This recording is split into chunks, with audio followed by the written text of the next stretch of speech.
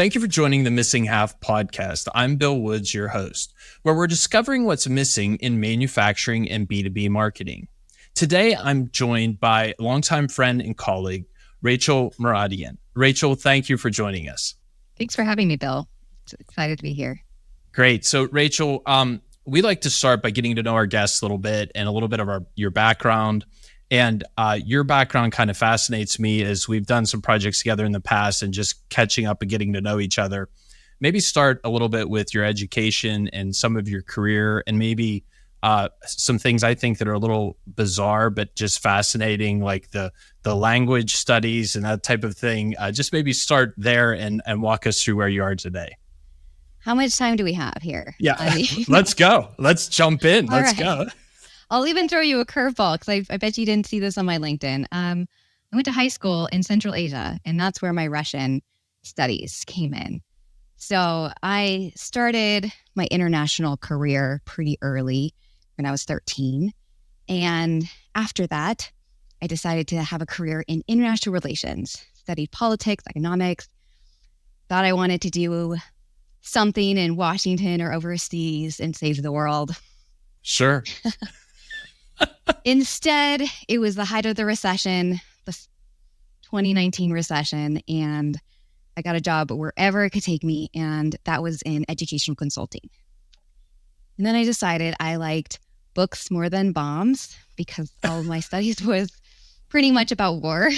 Sure. And that's kind of started my path in education. My dad was a high school principal or elementary school principal, but I really didn't really see the whole allure of education until my first job. And then a couple years after that, I decided to go and teach at a university in China with my husband. And we had 2 years over there working at it's called a dual degree program. So students could get their bachelor's degree in the Chinese university and the American Kansas University that I worked for. So it was a really great experience, taught me a lot about Chinese culture, Chinese educational system, American higher ed, and then decided to get my master's degree in international education management. And then that's when I became a marketing manager for international language programs. So took my Chinese studies that I did in China and graduate school, kind of had my Russian studies from high school and college, and got to work with students from all around the world. That seems, Rachel, to me to be very typical, right? You learn Russian, you learn Chinese, because what else do you have to do, right? I mean, those are two very aggressive subjects and very technical, right? The hardest language in the world beyond the English language is the Chinese language, or some would argue that it's more difficult. That just fascinates me about you and that your experience that you would do that to yourself, right? But sometimes we have to put ourselves through pain to make progress. But that's just amazing to me that you had those two experiences and studied that hard on those two subjects. Thank you. I think it taught me a lot because I'm not naturally gifted at languages. I would be the first to admit it. So I had to try very hard. And I think that taught me a lot in my career as I pivoted to marketing, learned that basically from scratch, technical consulting, HubSpot software, and beyond. So highly recommend doing something early on that you're not naturally gifted at because it teaches you humility and it teaches you how to work pretty hard. So that's my 2 cents for learning a language. No, I think that's great. I really believe, like for my children, we're putting them through some aggressive language courses and really trying to get them to be proficient to the point of fluency. Mm-hmm. And I'm going to share what you just said with them. So it's not just dad saying that he wants to be mean and put them through like bad things. And like there's actually value and you can like get something from this and it's good for you. So I think one of the things I think that's helped you maybe, and you might disagree with me on this, whenever you look at when you've pivoted, and we're going to get into this a lot later, but I just want to kind of draw a bridge here between your early experience and then what you've been doing recently. Whenever you look at data and you look at sales integration of like CRM data, marketing automation data, I mean, that's a very technical thing. And in its essence is its own language. Mm-hmm. It is very difficult. It is very hard. And I think when you look at learning Chinese, learning Russian, those type of studies, it almost prepared you for really being able to engage those projects at a different level. I've never thought of it that way, but you're right. It does take a different way of thinking and approaching, and maybe, yes, like learning language and parsing out all different data points and creating like a data picture does use a lot of the same thinking and tools. So that's a great correlation. Yeah, I think we have to look at it from a standpoint of it's just so different, and you have to think about it behaving differently because it's not linear.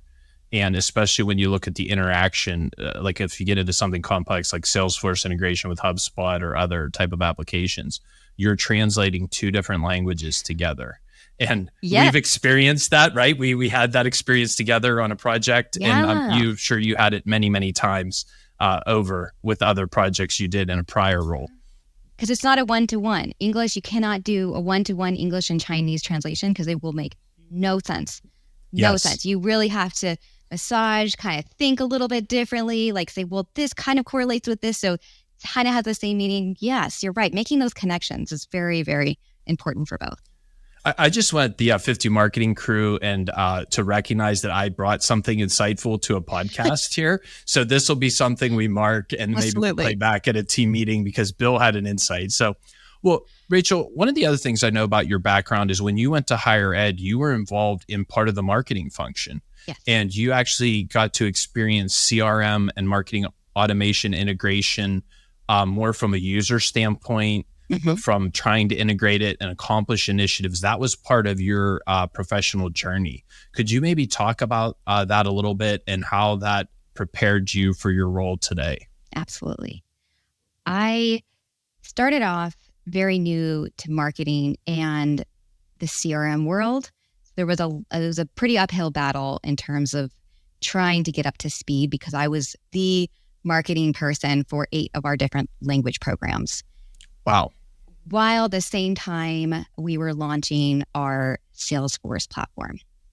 And so at first, I took a very hands-off approach to the CRM.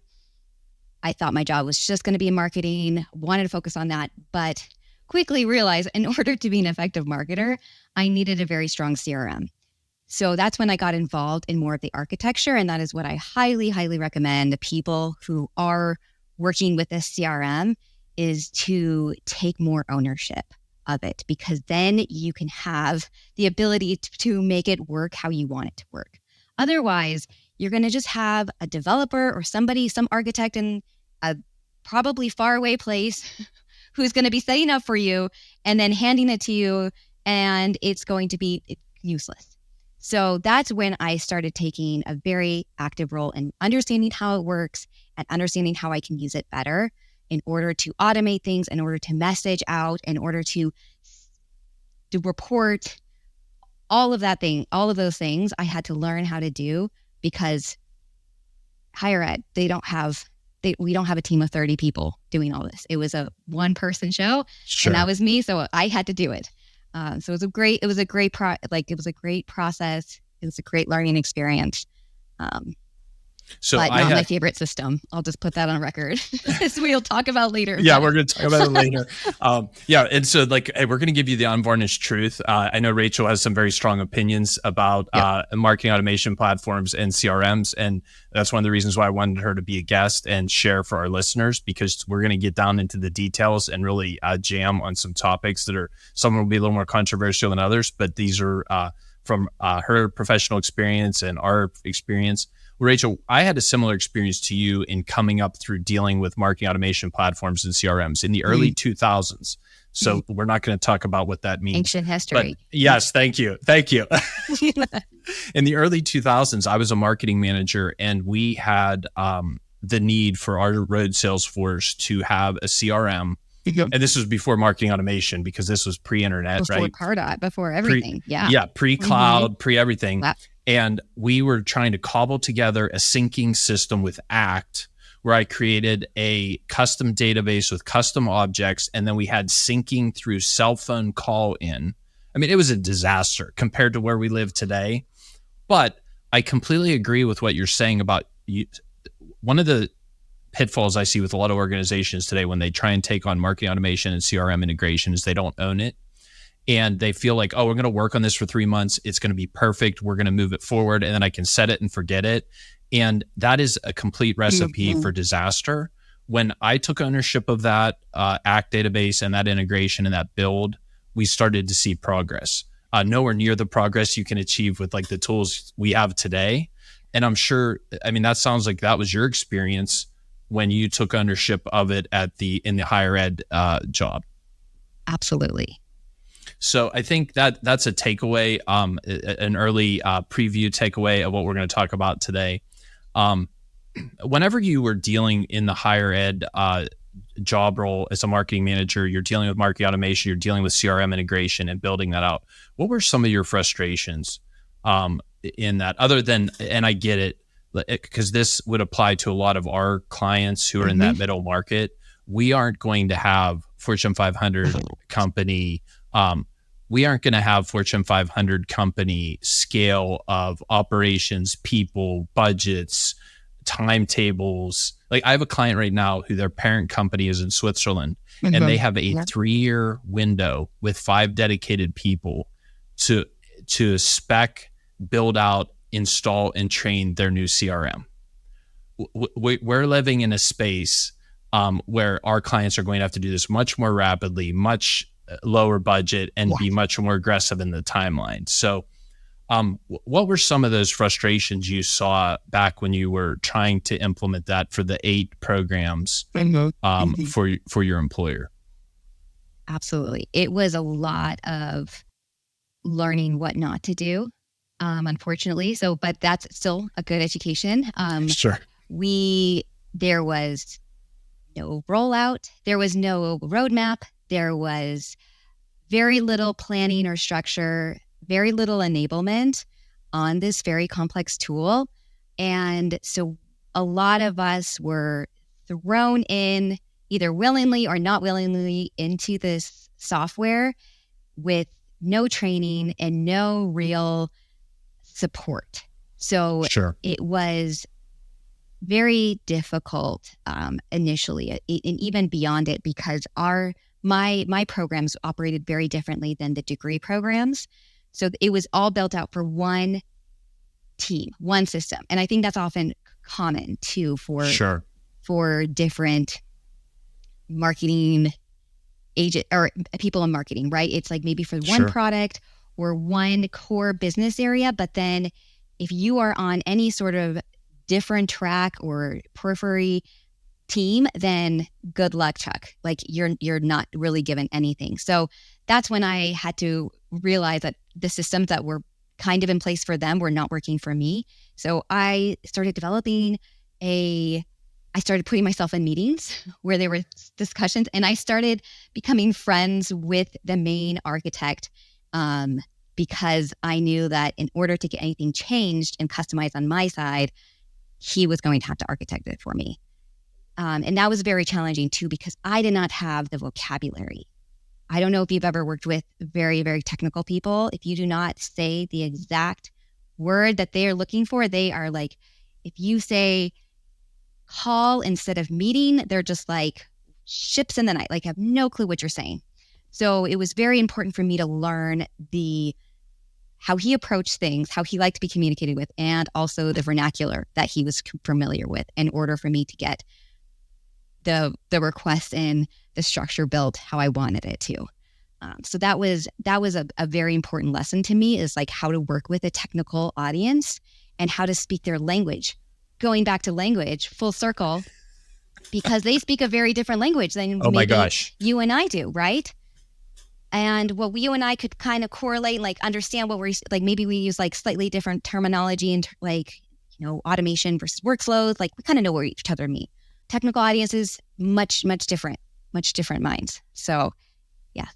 And when you look at the stakeholders, when you look at you're dealing with, let's say, a sales management team, or that department that's on the CRM side, and then you're looking at the marketing team. There's two languages, so we need to translate there. Then we have to go to the dev side, and if there's a unpaired or an integration that's specified between two, like, so if you have HubSpot CRM and MA, that's a lot easier than, say, in my opinion, than HubSpot MA marketing automation plus Salesforce, because there's a whole other language.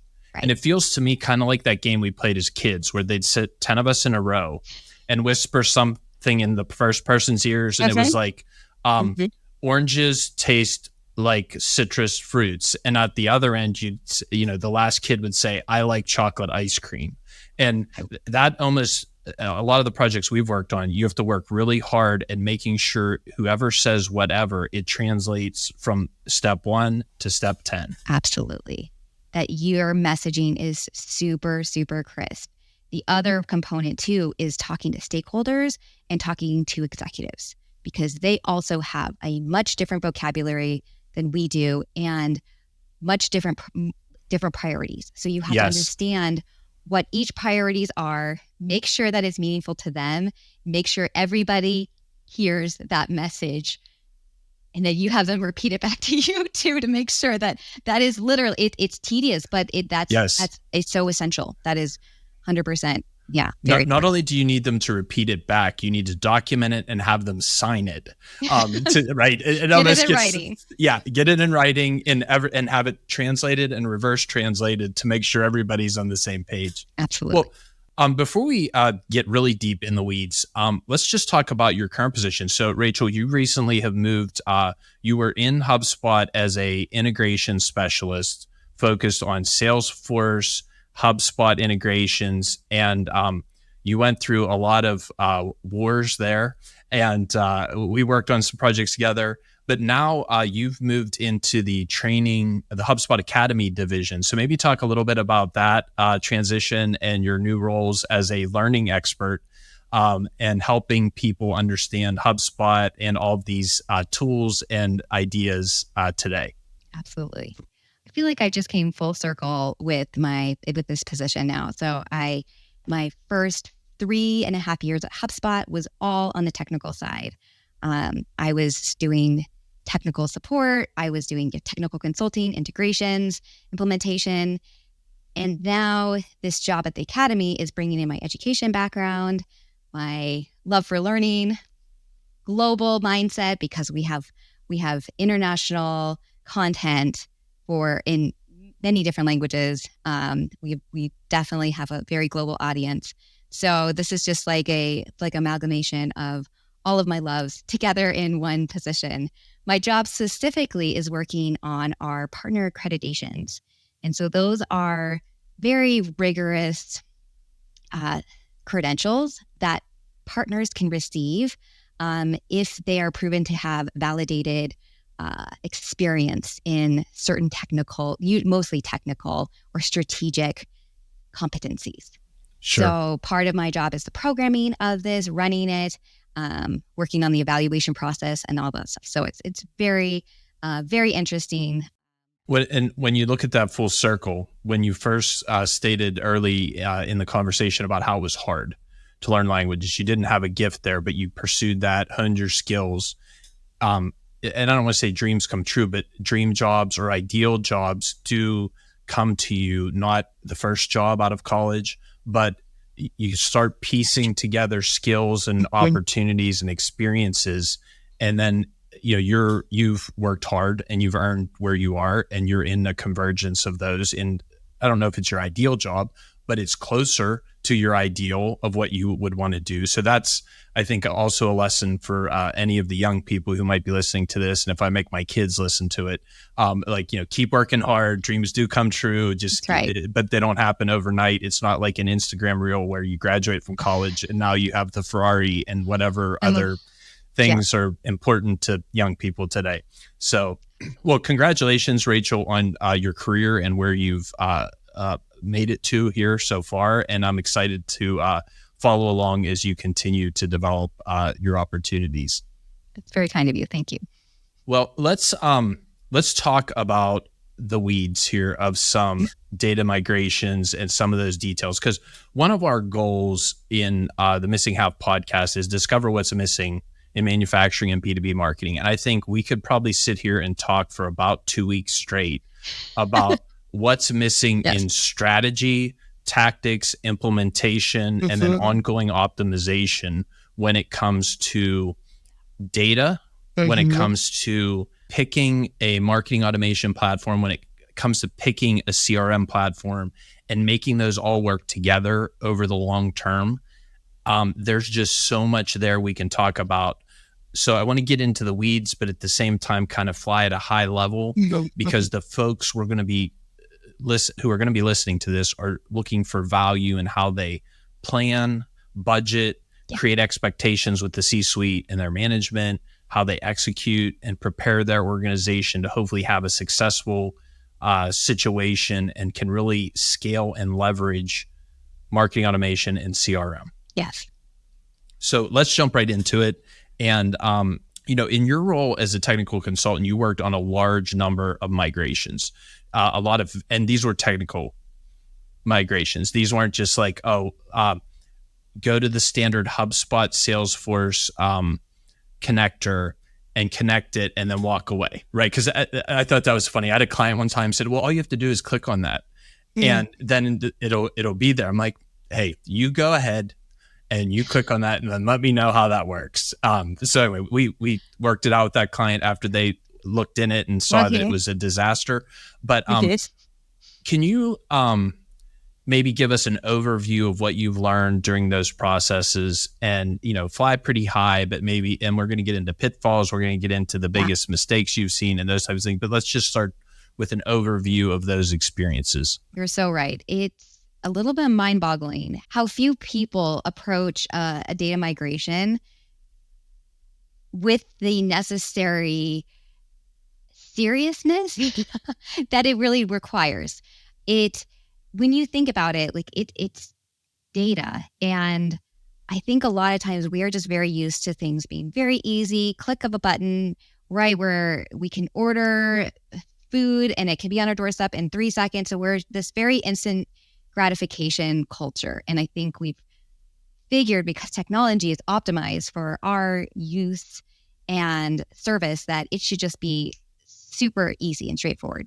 So that's, I think, the biggest misconception that I want to try to crush because it takes a very serious approach of a lot of planning, a lot of discovery, and a lot of times the implementers are not in the room when these decisions are being made. But if you have any say, any ability, I highly recommend really thinking through of all the needs that you have as a marketing person, whoever in your job, what's working well with the current system, if you have a current system, a long list of wishes, right?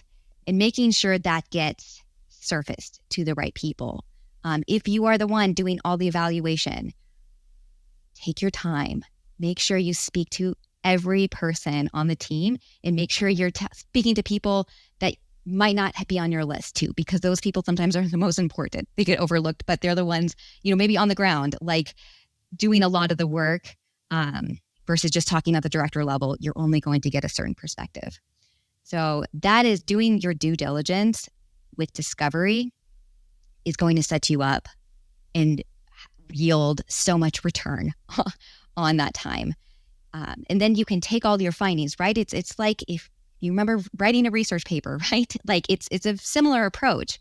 You got to get all your sources. You got to come up with, like, what is the data telling you? What are people telling you? What are the software telling you? And then you make hopefully the right decision to select the CRM or the automation software that you've decided is going to be the best fit. And then the real work begins, right? Then you have to create an entire plan. And there's a strategic plan, there's a technical plan, and then there's the change management plan, which often gets overlooked, right? Absolutely. I've seen so many teams do an amazing job at 1 and 2, and then just completely forget about 3. And guess what happens? 6 months later, sales aren't using it. They have their spreadsheets. Marketing is like free versions of MailChimp. Like it's, I would, yeah, I think you, We all have the scar tissue, Rachel. Yes, we all have the scar tissue. We all have, like, I've been through therapy about just this subject, right? So I have a therapist just for data migrations and integration because the unneeded stress. I think you're right on. The biggest mistake that companies and like organizations are making is underestimating what it takes to do data right, to do CRM and marketing automation and those integrations right, so that it not only works from like having quality data, but then quality processes that can be scaled for both marketing and sales. And whenever we underestimate what it's required, and then we build a bad foundation, then we shouldn't be shocked when it all falls apart and we have we've invested in some cases hundreds of thousands of dollars, all kinds of time and resources, and then at the end of it, we don't have anything that works. So I completely agree. I think from an overview standpoint, if we could use the word underestimating or undervaluing, whatever the word is, I'm not sure, but that is just a huge problem in this industry. And I agree with you as well. People want that one click that quick. And certainly data has matured beyond where it was like in the early 2000s. When we started with data was terrible. There was nothing, and there were no tools or AI or optimization tools that could fill in the gaps, and the data wasn't readily available. But even with that, we need to take it a step further because our organizations are asking us to do so much more with it. So we need those data touch points. So I think that's great feedback and a great overview of some of the challenges. One of the things I know that'll be true for a lot of our clients in the mid-market is they'll be starting from scratch. Okay. They won't have anything, like there's no old CRM. They just have sales teams that are out there using Google Docs and Sheets and filling in their call reports. And we'll have outdated databases from the company that are not databases of our prospects. They're the AP clerk at the company, right? Not the identified buyer teams.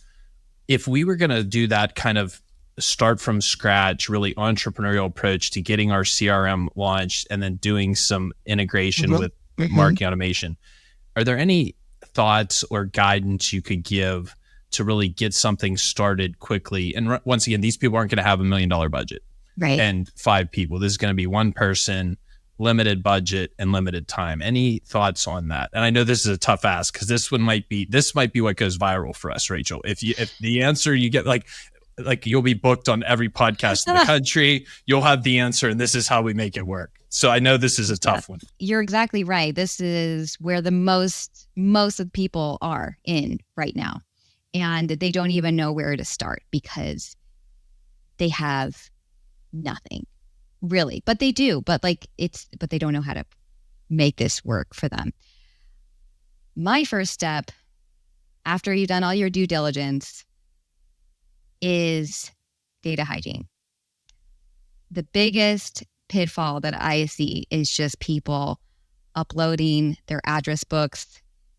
They're quick. They just think, well, I need to fill it with data because it's been sitting here and I have an empty CRM, and that's terrifying.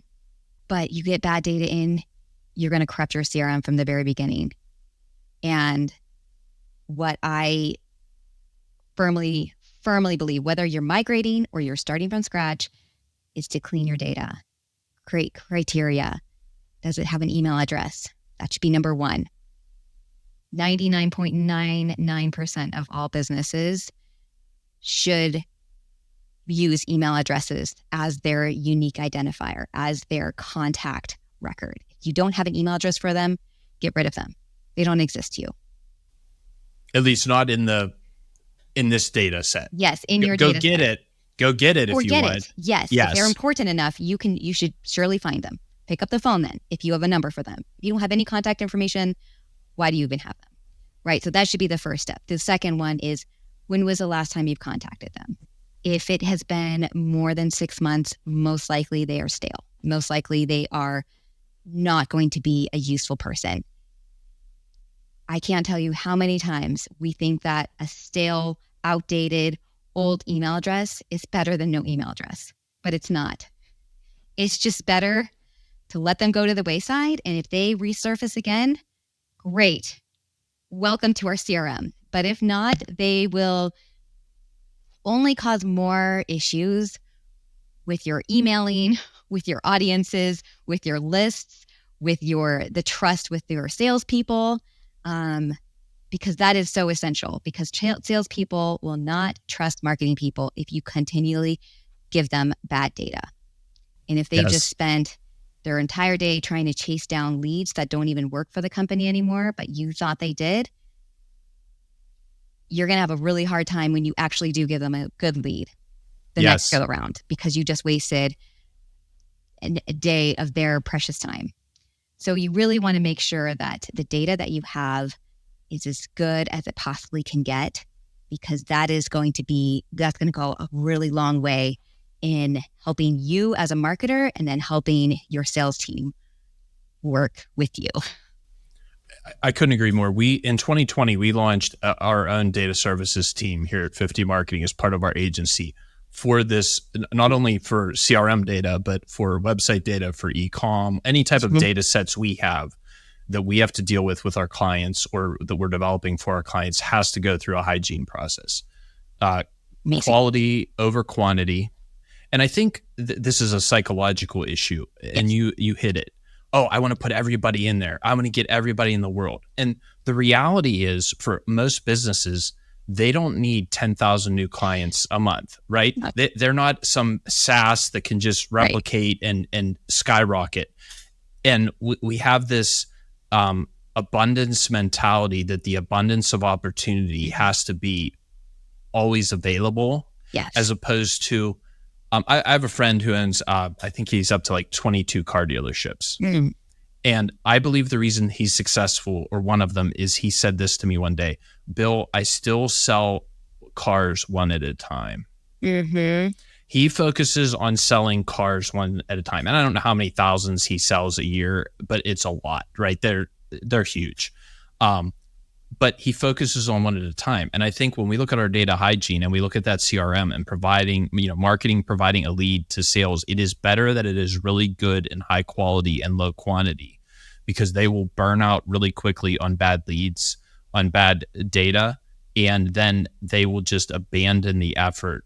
Right. And there's no buy-in. So I agree with that. I think I would rather see a client come in with 200 leads that are high quality, build the system, run it through, make sure it was working well before, and then add incrementally good data over time, as opposed to, hey, we have 10,000 people in the database from 1975. Get them all in. Yeah, let's get them all in there, because, hey, who knows? Who knows? And that's where marketing automation and CRM platforms are not a fix-all. They are not going to solve all of our issues. They're only, binary. They're fast. They help us scale, but you want to scale good.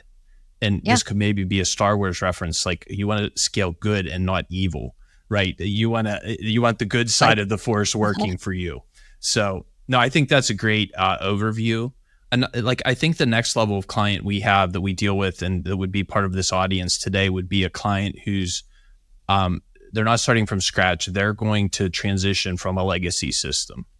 And whether that's kind of like an entry-level system like a Zoho, or it's like really old school like Act or Pardot, Goldmine. I mean, we can go back through the litany of the graveyard of CRM's past. What do you think beyond the data hygiene? Because I think that whether you're starting from scratch or your enterprise, that's a fundamental principle. What do you think is your most, your highest recommendations for someone who's migrating from a legacy system into a new system? Yes. So migrating, again, do not underestimate it. Do not approach this casually, even if your executives have approached it casually. As much as you can, you need to set expectations that this is going to be an arduous process under the best of circumstances. Yes. I always like to set expectations. I'm not a pessimist, but I'm a realist, right? Like it's just whenever you're migrating to systems, it is going to be very complicated. And so you really need to be as prepared as you possibly can. So working with an agency is something I highly recommend. Unless you have somebody who has done this before, the benefits that you are going to reap from not making 5,000 mistakes and maybe only making 50 mistakes is going to be the best decision you have made.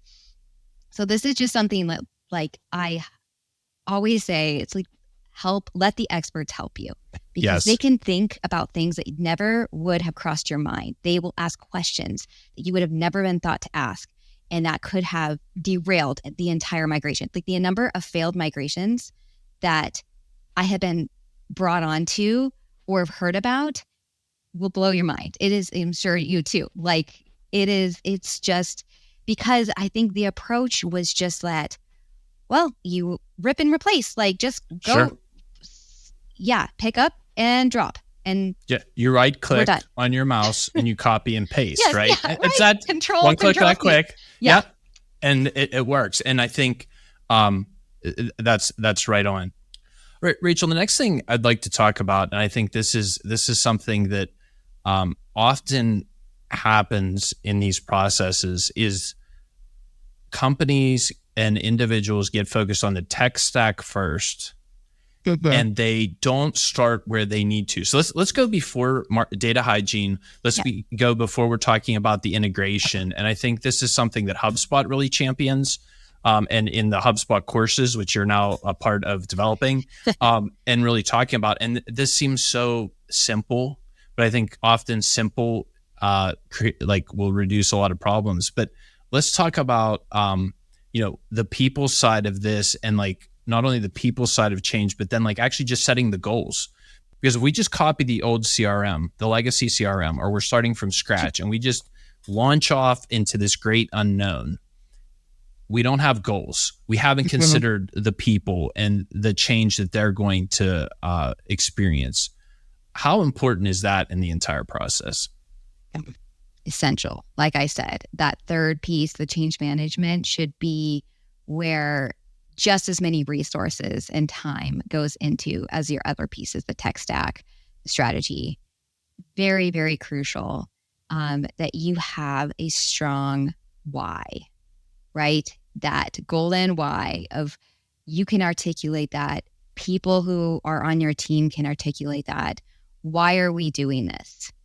Why are we going through this whole process? Why are you taking all my time away from this? Why are we spending all this money?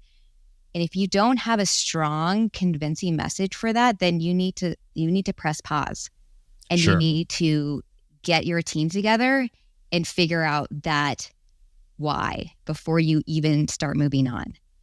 Because if you don't have buy-in now, you're sure is not going to get buy-in when the waters get choppy in 2 months and all your data's gone and your structure is not working on either platform. And yes, so that is my number one recommendation.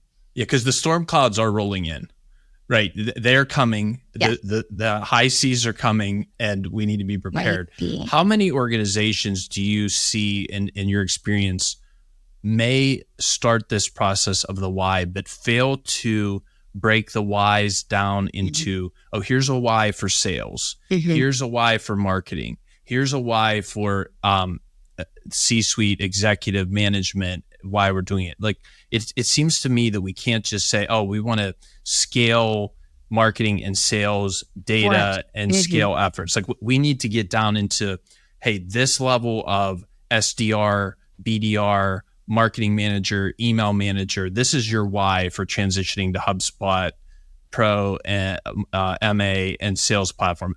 Do you see that as a miss by a lot of organizations? Almost all the time. Yeah. And maybe that's because the bias is because I brought in because things do not go according to plan. But you're right. Sure. So many people overlook the specific needs of those departments and not just, why? To make more money.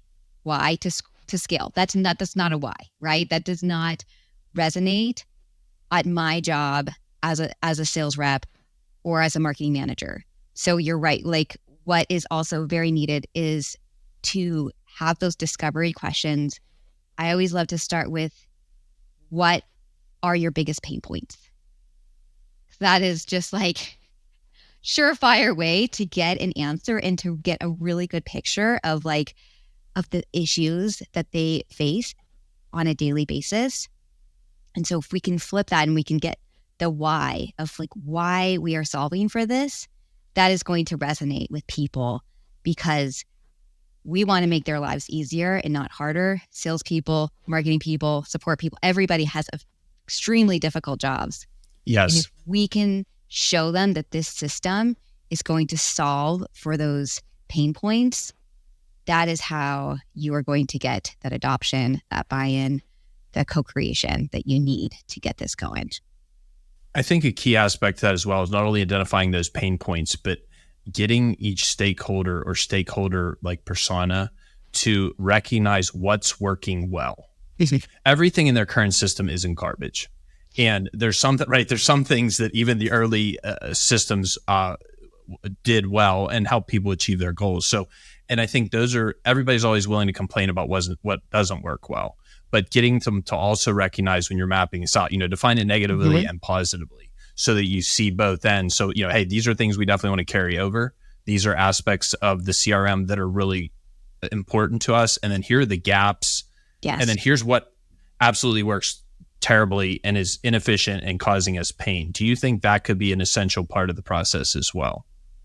Absolutely. You're so right. People fear change because a myriad of different reasons. But yes, like if something is working how they're accustomed to it for a number of years or however long, it's very hard for them to let go of that, because they have a system down and that's what they're used to. And that's what's working for them. And you're right. Like, we need to give them the reassurances that the most important pieces that they do like, that it's very important to them, we will do our best to preserve it as much as we can. Yeah, you're right. That's very important. So, Rachel, our audience is made up of mostly manufacturing and B2B companies that are anywhere in revenue from 10 or 20 million up to 150 million. So that kind of gives you a perspective on what resources and team members they have available and what they have to work with to execute these. So I would like to go into some rapid fire Q&A of just some back and forth to give them some guidance, to provide some education and guidance for marketing managers as far as budget, scope, timing, and that type of thing. And these can be very rough ranges. Like the first question, how long should a CRM data migration take? This isn't one that we're going to say 27.5 days, but like 3 to 6 months, so we can be broad. But I think those are the type of answers that our marketing managers need to be prepared, because these are the questions they're going to face from the C-suite or from management whenever they're approaching these type of projects. So are you ready for the rapid fire round? Let's do it. Yeah. So how long on average do you think a CRM data migration integration should take, in probably terms of months would be the right unit of measure? Average 3 months, 90 days. Okay. With a plan after completion to ensure operations, everything is working well. That's important. It's not 90 days, wipe your hands, walk away. Okay. So would you say, to add a little more color to that, 90 days to a soft launch, then maybe another 30 to 60 for like quality control, and a little bit more heavy-handed change, like adapting to what comes up, quote unquote? Yes.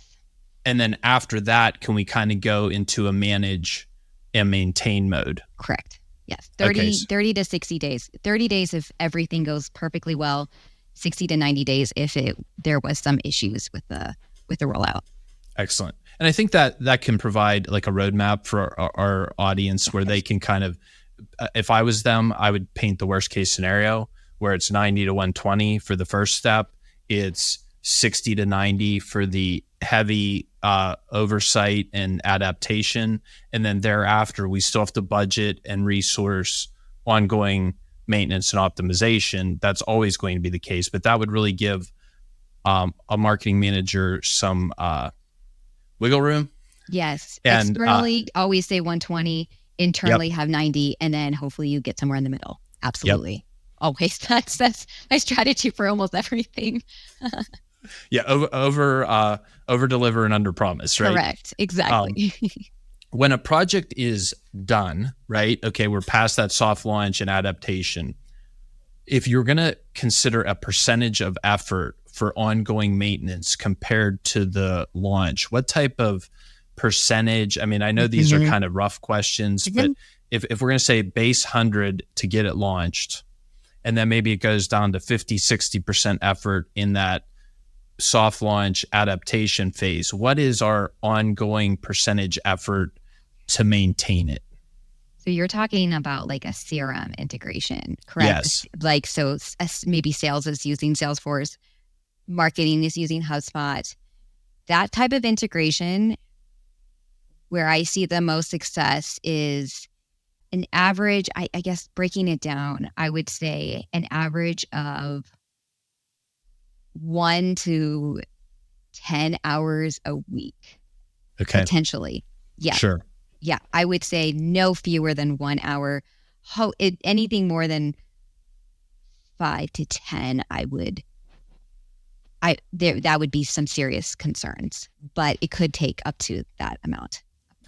When you're talking about those hours, though, you're talking about someone who knows what they're doing. That's correct. And Like, that's hopefully when you did the migration process, you had enablement built in. Sure. So you were taught to how to do that. And you weren't just kind of, again, thrown into the ether and told to figure it out. Because you're right. If somebody's coming in with very little to no knowledge about either platform or both, plus integration, so that's 3 different separate pieces, it could potentially take quite a bit more time. So 1 to 10 hours of a outsourced expert or of an internally trained enabler who really knows all 3 areas and knows what they're doing. Yeah, that's correct. Okay, great. Because that gives, I think, some of our audience a way to scope this and present a proper expectation so that they're, kind of playing defense whenever they're getting challenged by the executive, the sales manager say, you'll just figure it out and whatever. And then they're the ones who come back screaming 3 months later when all was not well, which we want to try and avoid. Where do you see the biggest budgeting problem or miss whenever people are budgeting for these change initiatives? Is it in the data hygiene? Is it in the integration? Like where do you see, or is it people? They just don't have enough people hours budgeted. What do you see as the biggest miss in a CRM integration with budgeting? CRM, and also I would say marketing automation, the biggest miss is the decrease in productivity in leads that you will generate. So for marketing, when your entire marketing automation software has changed, you are not going to get the number of leads and MQLs that you have in your previous system. You are starting from almost scratch. And a lot of leadership do not recognize that your numbers are going to go down before they go up. And the same with sales too. You cannot expect the same level of productivity and quota hitting when you've changed sales' entire system. There really needs to be a lot more understanding and grace for those teams who are doing a lot of different roles, plus learning, plus building all of your assets or whatever from scratch. That is just going to mean naturally that you will take a hit on those numbers for a good quarter or two. and I'm having flashbacks right now. So pardon me as I think back through some of those biggest mistakes as we've seen with clients, right? But no, I agree with that. I think one of the biggest mistakes you can make is expecting that your efficiency performance is just going to like immediately stay the same or improve dramatically. As you build scalable operations, there is that learning period. There is the trial and error period, no matter how good the process is. So that's great. How many percentage wise, like probably one of the biggest mistakes we see is people undervaluing or under budgeting that ongoing maintenance piece. What percentage of technical implementations did you work on? Do you feel that that was undervalued and that maybe had been one of the biggest mistakes that these companies were making when they're dealing with the marketing automation or CRM integration? Absolutely. It almost everybody. I don't know if I've ever worked with a client that was like, yep, that was exactly what we were expecting in terms of budget and bandwidth. Like, we are super happy. Sometimes you get those, and those are the best ones. But Sure.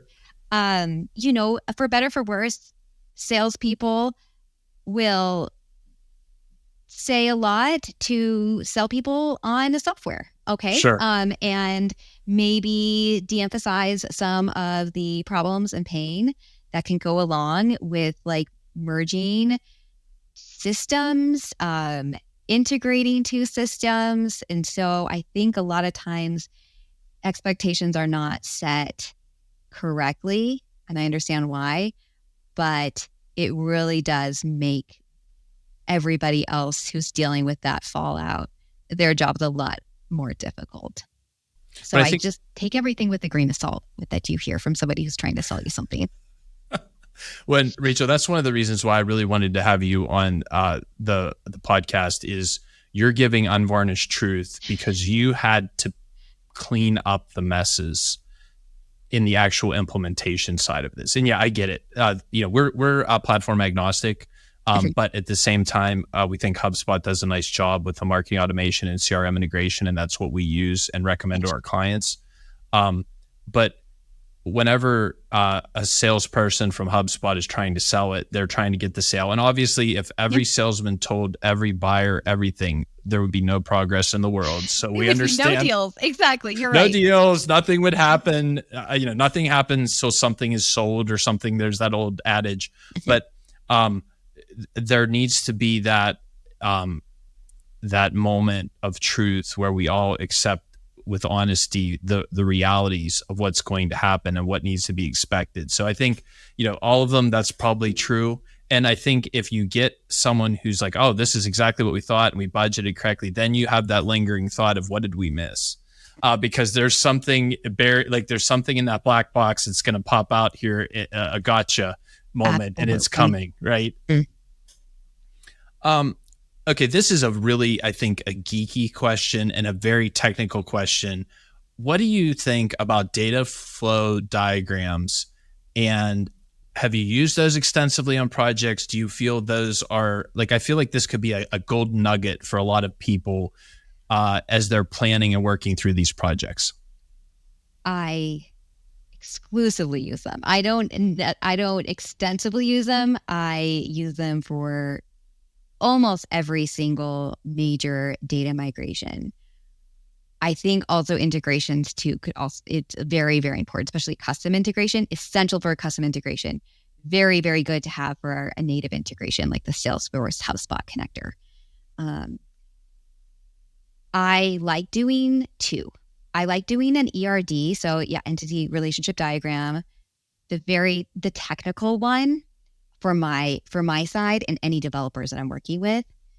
And then I like to have a prettier one for stakeholders that kind of, they don't have the little, one-to-many, all the really messy associations. It kind of looks a little freaky for some people but then Lucid, shout out to Lucid. I'm sure you use it all the time. That's my go-to for ERDs.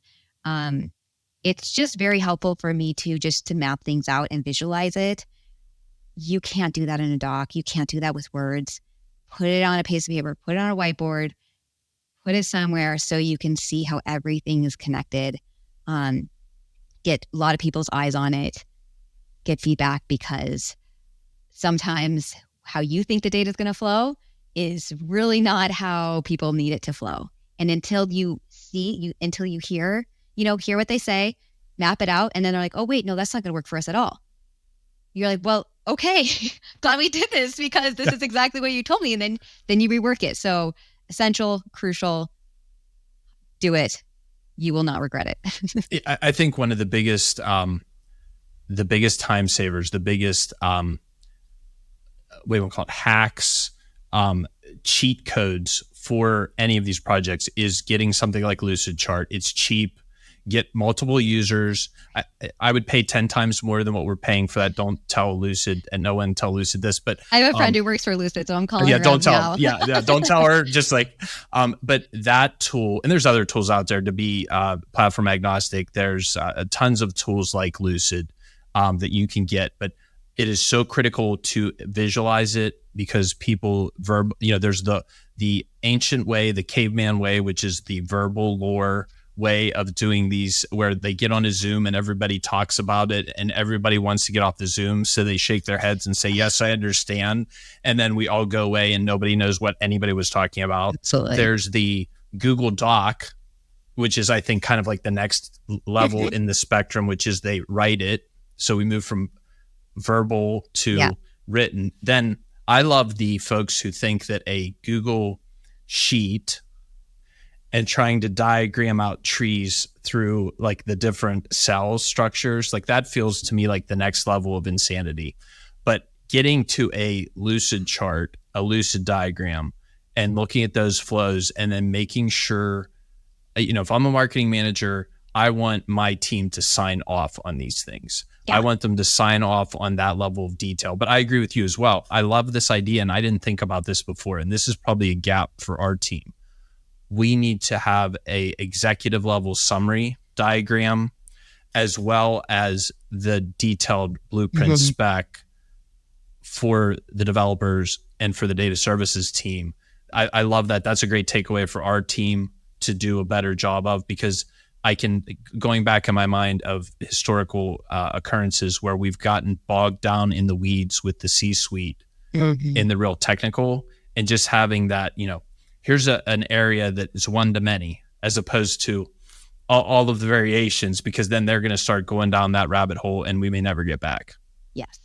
And I love using it to test drive, like using one of their companies, one of their top companies, plugging all of those real life examples in, and then saying like, okay, so this situation comes in, guy from Pepsi, or whatever comes in, this is the process of where this contact is going to be going. Do this diagram. That is so essential to be able to do that, make that connection to their actual work and seeing if it works or not. So another topic, and this is something that HubSpot talks a lot about in the CRM, is the custom objects. Do you have any guidance on, we have the out-of-the-box tool, right, that we can implement, but then we have the custom objects. Do you have any guidance around the pitfalls of too many or too few? What would you give an organization that's maybe starting from scratch, or their legacy system was just basically a glorified contact record? There weren't a lot of custom objects. What would be your guidance on a way to approach custom objects? That is another very hidden but big pitfall I see in a lot of people when they set up their CRM. They either create too many. You're limited to 10 anyway, and that's by design, because they really can be the best thing for your CRM or the worst thing if they're not set up correctly. So, for example, you're in manufacturing, right? I've seen people do custom objects for every one of their products.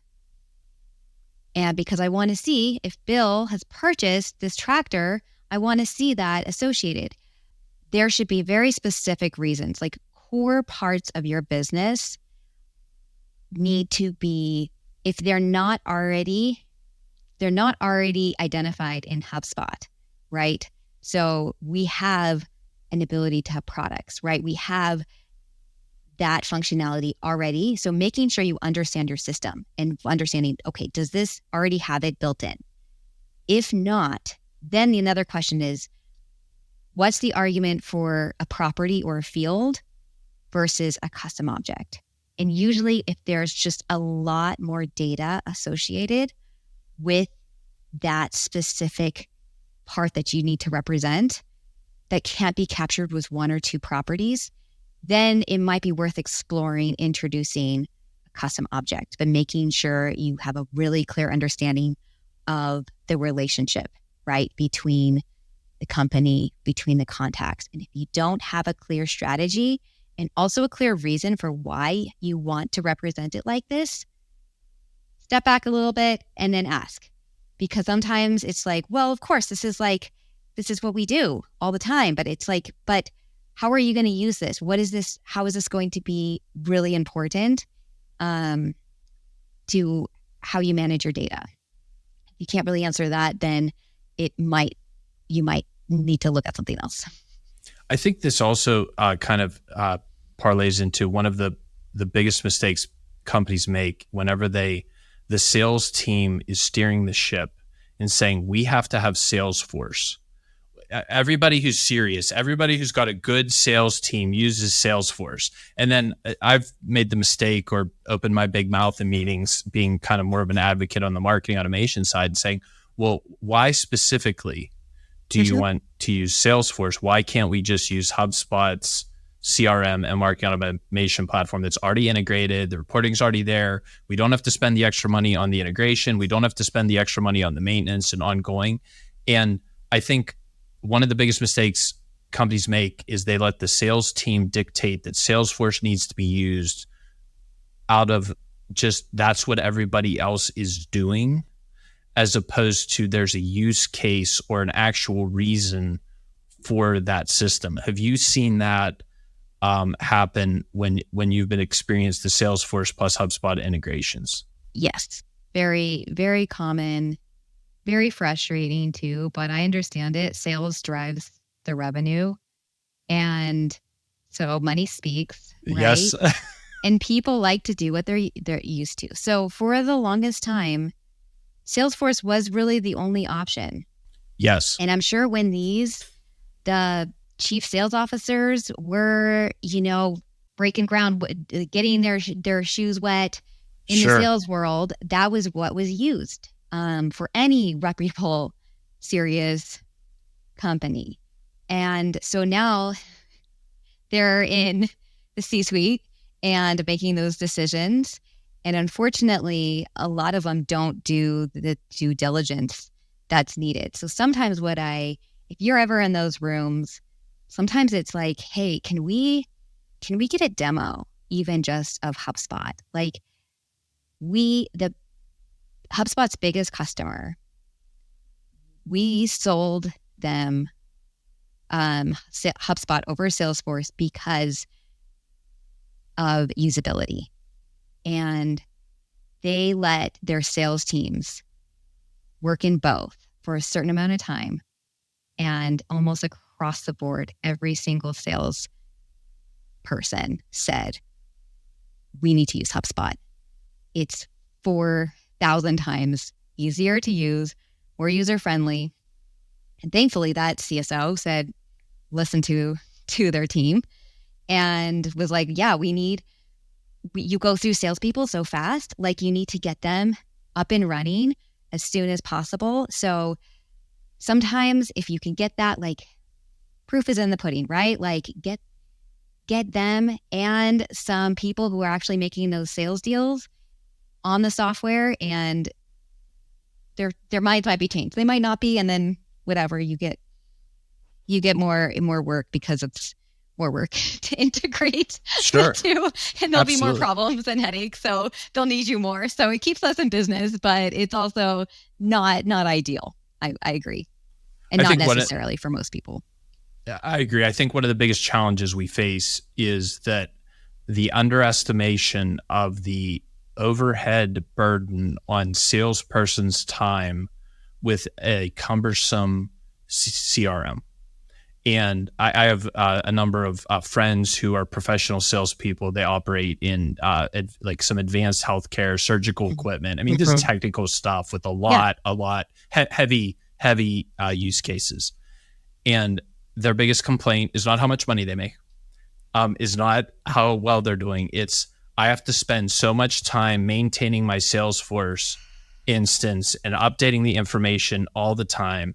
And I come from an entrepreneurial background. My dad always told me, make sure your salespeople are selling, not doing administrative work. Not their job is not running Salesforce. Their job is going and winning deals and generating revenue and maintaining good client relationships. Yeah. And I know that's kind of a general statement, and I'm sure there's a number of people who would disagree with me about the onerous overhead created by Salesforce instances. However, I would love to see them do, and I'm not even saying it has to be HubSpot. I would love to see them compare that instance to any other CRM marketing automation integration, and then actually run the numbers and see what's easier, what takes less time to execute for the salesperson. And I'm not even talking about the benefits of marketing automation. I'm not talking about the integration benefits, the reporting benefits. I'm not talking about any of that scalability, just the usability for the salesperson. And I would be shocked if the outcome didn't play out kind of the way we've talked about it here. I've seen it too many times. And maybe part of that, in fairness, is the space we operate in. In the middle market, in smaller companies, that may be more true. Maybe as the level of complexity goes up, Salesforce has a better use case. I don't know, because we don't deal with Fortune 500 companies. We're not in that space, so maybe the use case is there. But I know my experience. I know our clients' experience, and that's what we've seen. You're right. It's really mind-boggling when I see a mid-market company with very limited resources say, we're going all in on Salesforce.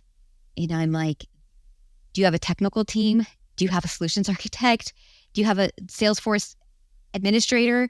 Do you have like 3 to 5 people dedicated to like setting this up in a way that's going to be conducive to your business? Because if not, then like not as like stop the conversations now. Yes. Because you need a different CRM that's going to be much better suited, and also a CRM that can scale with you. And like HubSpot has done a really good job too of starting with those small, medium businesses, but then also being able to scale up in with the complexity of a more enterprise level customer too. That wasn't always the case. I'll be very honest with you. Correct.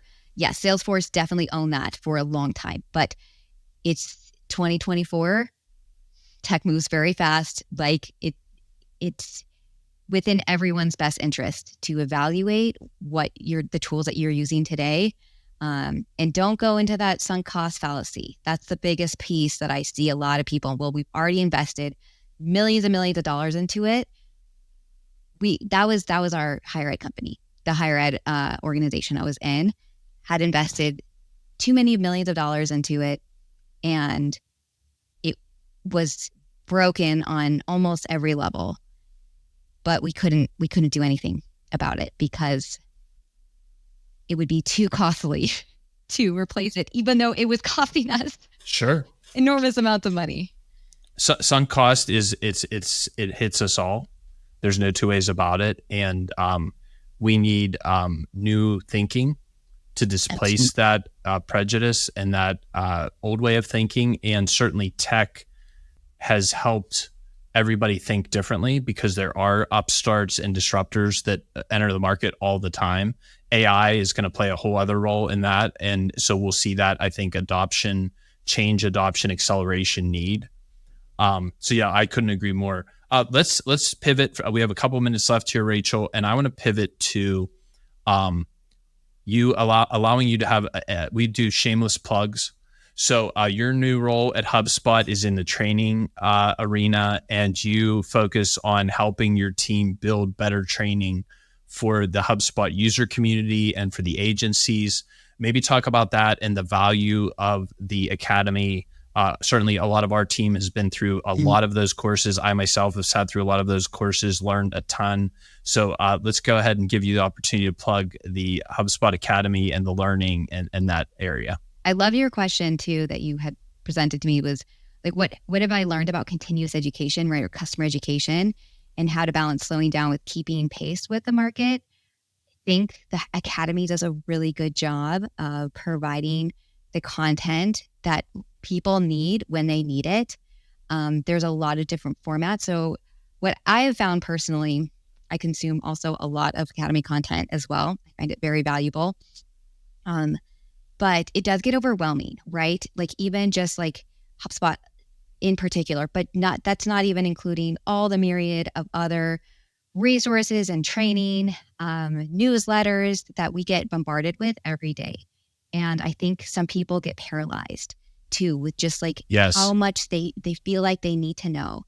So what I found has been very helpful for me is every month I set a new goal. So sometimes for some people it could be a week, some people it could be a quarter, but what is my goal what do I want to learn? What do I want to upskill on for this month? And I try to switch it every month. It's either a technical or it's a soft skill. Sure.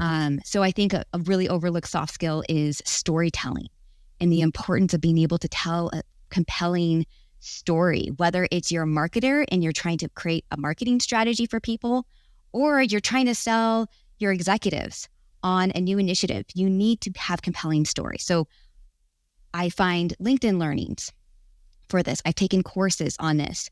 Find out what format works well for you. And then I try to do something more technical. So some people are really good at self-paced learning and they're just like, they can just kind of go in and find a course on their own to listen to.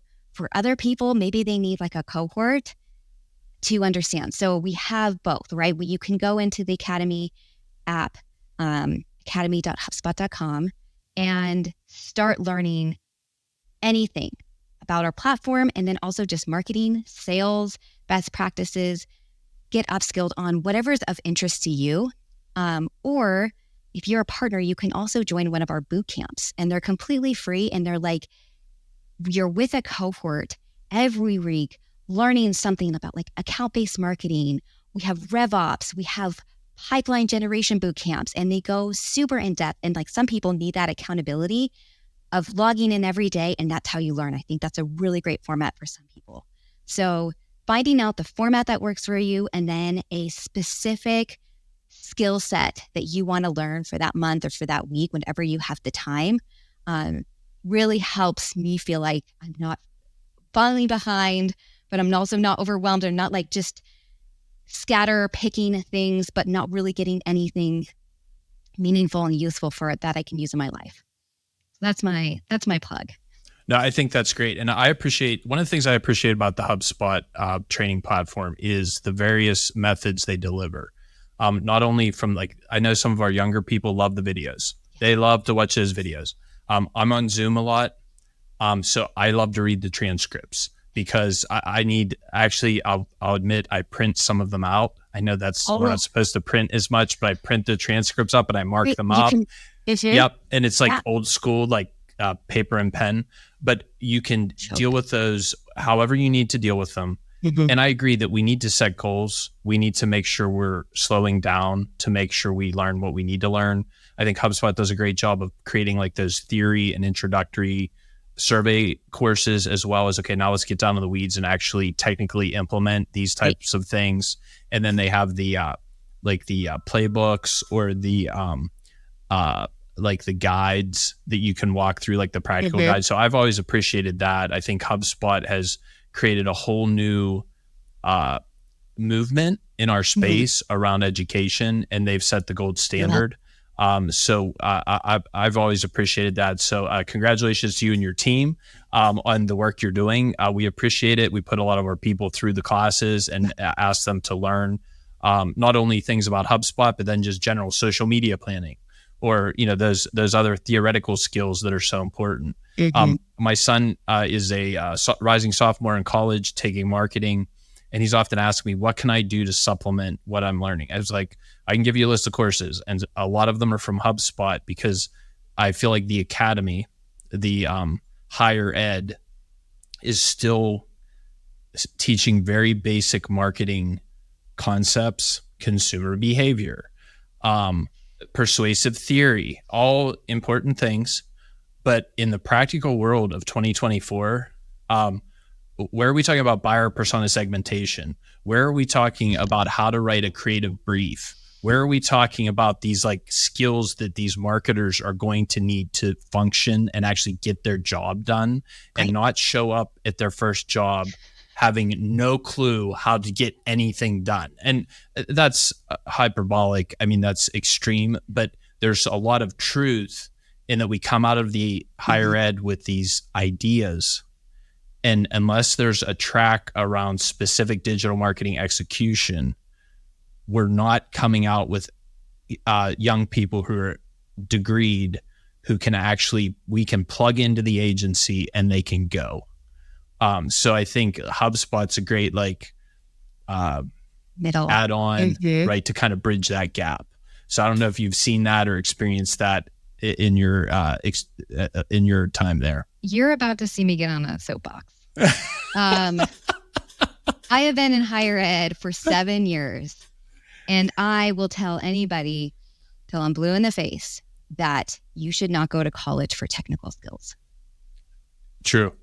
You go to college for a myriad of other reasons. I think there's a lot of amazing things about college. That is not the place for you to acquire real life technical skills. There are so many other trainings. If you want to learn how to code, if you want to learn how to develop, yeah, computer science is okay, but by the time the things that you learned as a freshman, it's going to be completely irrelevant by the time you're a sophomore. Yes. Go to boot camp. Learn on HubSpot certification software. Find areas that you're interested in, like exactly what you said, and figure out what are the practical skills, how to build reports. You do not learn that in college. Yes. Unfortunately, many of our professors have none of my professors had ever held a real job outside of academia. Sure. So they're telling me everything in theory, and they taught me a lot of great things about critical thinking. But I entered the workplace completely ignorant of how to have any sort of practical skills of marketing, of sales, of business in general. So you're right. There are so many better trainings that do a really great job of teaching technical skills. So I think if you can have both, but do not go to college for technical skills only. Until the marketing, the business schools treat marketing like the engineering schools treat engineering, or the accounting schools treat accounting, we are going to have people with very soft skills and theoretical foundations, but an inability to deliver on anything technical. And I agree. I mean, college is a great place to grow, to learn communication skills and all of those things. But when you're looking at marketing, because we looked across the country for schools and opportunities that would give him what I thought, which it's my limited experience, so this isn't truth for all, but would give technical skills. And the idea became, okay, go and learn theory, go and learn communication, right? Go and learn these softer skills, grow up, and then hit your boot camps, hit your HubSpot, hit LinkedIn, hit whatever the newest, latest, greatest, because there's every day there's something.